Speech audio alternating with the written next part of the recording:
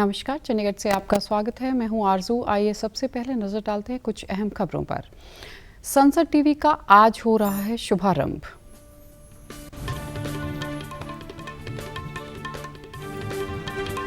लोकसभा अध्यक्ष ने लोकतंत्र को मजबूत करने का किया आह्वान। और देशव्यापी टीकाकरण के अंतर्गत अब तक लगाए जा चुके हैं 75 करोड़ 89 लाख कोविड रोधी टीके।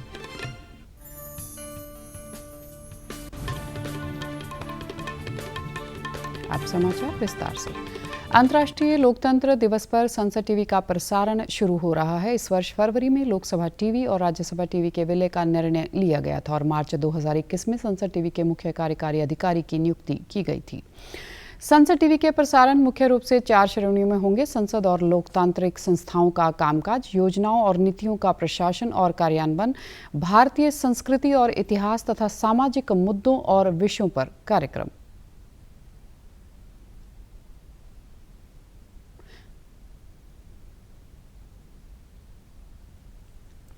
लोकसभा अध्यक्ष ओम बिरला ने लोकतंत्र को मजबूत करने का आह्वान किया है। वे आज हर साल 15 सितंबर को मनाए जाने वाले अंतर्राष्ट्रीय लोकतंत्र दिवस पर अखिल भारतीय पीठासीन अधिकारियों के 81वें सम्मेलन को संबोधित कर रहे थे। इस सम्मेलन का उद्देश्य प्रभावी और सार्थक लोकतंत्र को बढ़ावा देने में विधायिका की भूमिका पर विचार विमर्श करना है।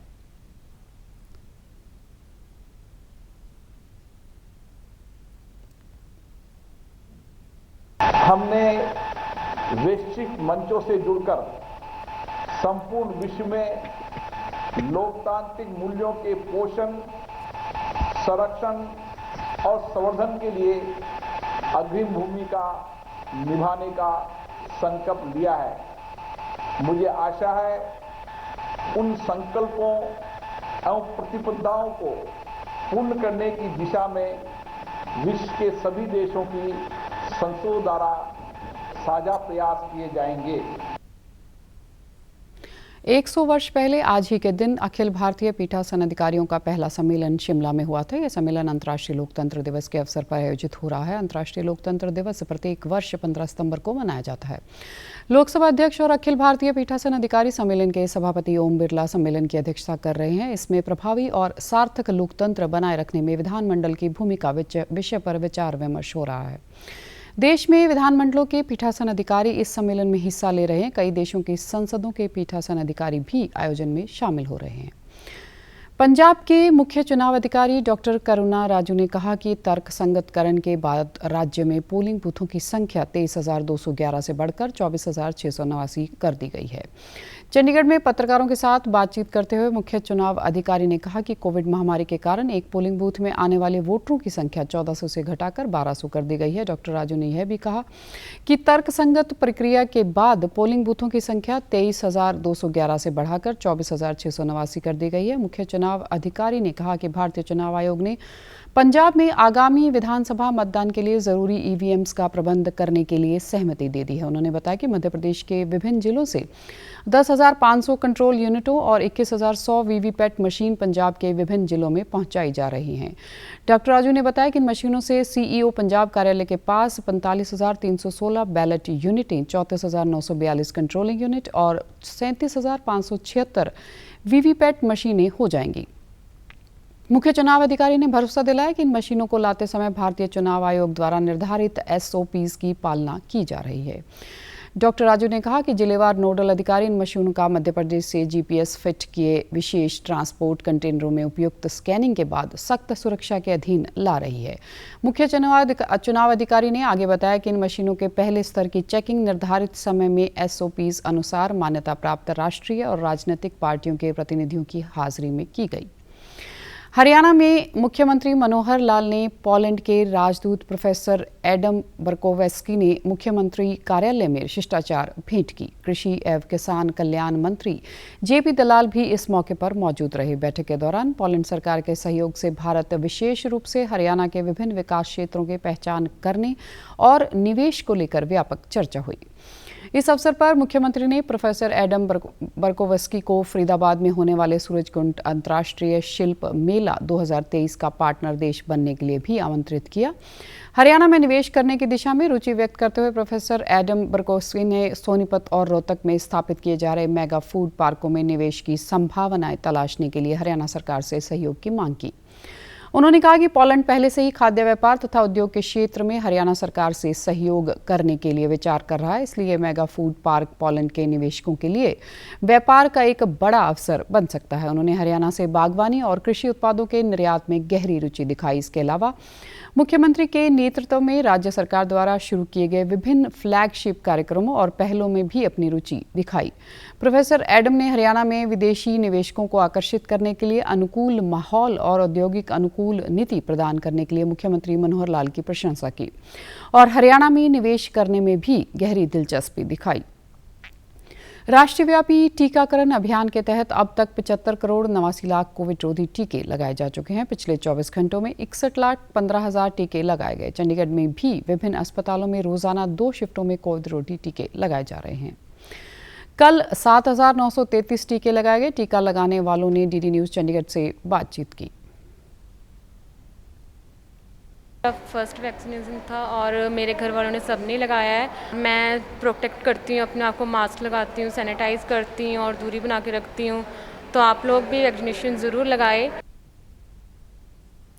अब तक केंद्र शासित प्रदेश चंडीगढ़ में 12,27,703 कोविड रोधी टीके लगाए जा चुके हैं। गत 7 दिनों के दौरान औसत रोजाना 7,867 टीके लगाए गए। स्वास्थ्य मंत्रालय के वक्तव्य में कहा गया कि कल 27,000 से अधिक नए मरीजों की कोविड संक्रमण की पुष्टि हुई। पिछले 4 दिनों से नए मरीजों की संख्या 30,000 से कम रही है। देश में 3,51,087 मरीज उपचाराधीन है। पिछले 24 घंटों में 38,000 से अधिक मरीजों के स्वस्थ होने के साथ ही महामारी से स्वस्थ होने वालों की संख्या 3 करोड़ 25 लाख हो गई है। स्वस्थ होने की राष्ट्रीय दर 97.62% हो गई है। मंत्रालय ने कहा कि पिछले 82 दिनों से साप्ताहिक संक्रमण की दर 3% से नीचे 2% और दैनिक संक्रमण की दर 1.69% हो गई है। अब तक 54 करोड़ 60 लाख नमूनों की जांच की जा चुकी है। कल 16,10,000 नमूनों की जांच की गई। संयुक्त प्रवेश परीक्षा JEE मेन के नतीजे घोषित कर दिए गए हैं। शिक्षा मंत्रालय ने बताया कि 44 उम्मीदवारों ने 100% अंक हासिल किए हैं और 18 उम्मीदवार पहले स्थान पर हैं। इस वर्ष की शुरुआत से JEE मेन परीक्षा 4 चरण में आयोजित की गई। परीक्षा का पहला चरण फरवरी में, दूसरा मार्च में, तीसरा जुलाई में और चौथा चरण अगस्त-सितंबर में आयोजित किया गया था। संयुक्त प्रवेश परीक्षा में कुल 9,34,602 उम्मीदवार बैठे थे। परीक्षा 13 भाषाओं में आयोजित की गई थी।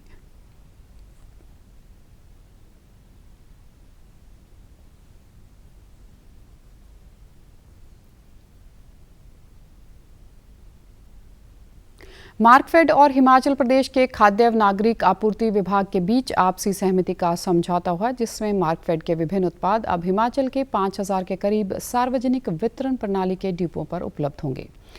यह फैसला शिमला में हिमाचल प्रदेश के खाद्य एवं नागरिक आपूर्ति विभाग के सचिव पोलू रासू और डायरेक्टर ललित जैन के साथ पंजाब के सहकारी सभाओं के रजिस्ट्रार विकास गर्ग, मार्कफेड के MD वरुण रुजम और तेल मिल खन्ना के जनरल मैनेजर रविंदर शर्मा द्वारा मार्कफेड और शुगरफेड के उत्पाद हिमाचल प्रदेशों को सार्वजनिक वितरण प्रणाली के लिए मुहैया करवाने संबंधी की गई बैठक के दौरान किया गया।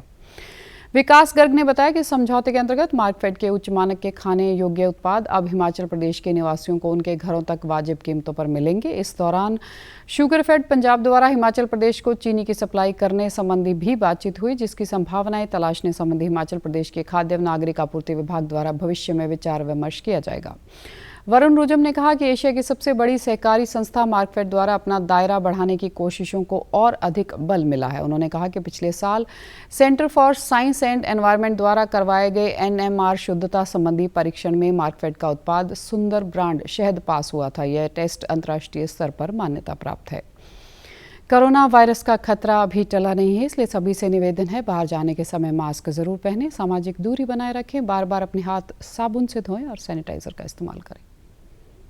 वैश्विक महामारी कोविड-19, जिसका कहर संपूर्ण मानव जाति को अपनी आगोश में ले चुका है। फेस मास्क कोरोना से रोकथाम का सबसे प्रभावी उपाय साबित हुआ है। कोरोना संक्रमण से बचाव के लिए मास्क पहनने के साथ ही जरूरी है मास्क को सही तरीके से पहनना। बहुत से लोग मास्क से नाक और मुंह को सही तरीके से नहीं ढकते हैं, जिससे संक्रमण का खतरा बना रहता है। बिना मास्क या फेस कवर के घर से बाहर निकलने की अभी कल्पना करना भी सही नहीं है। Mask up India.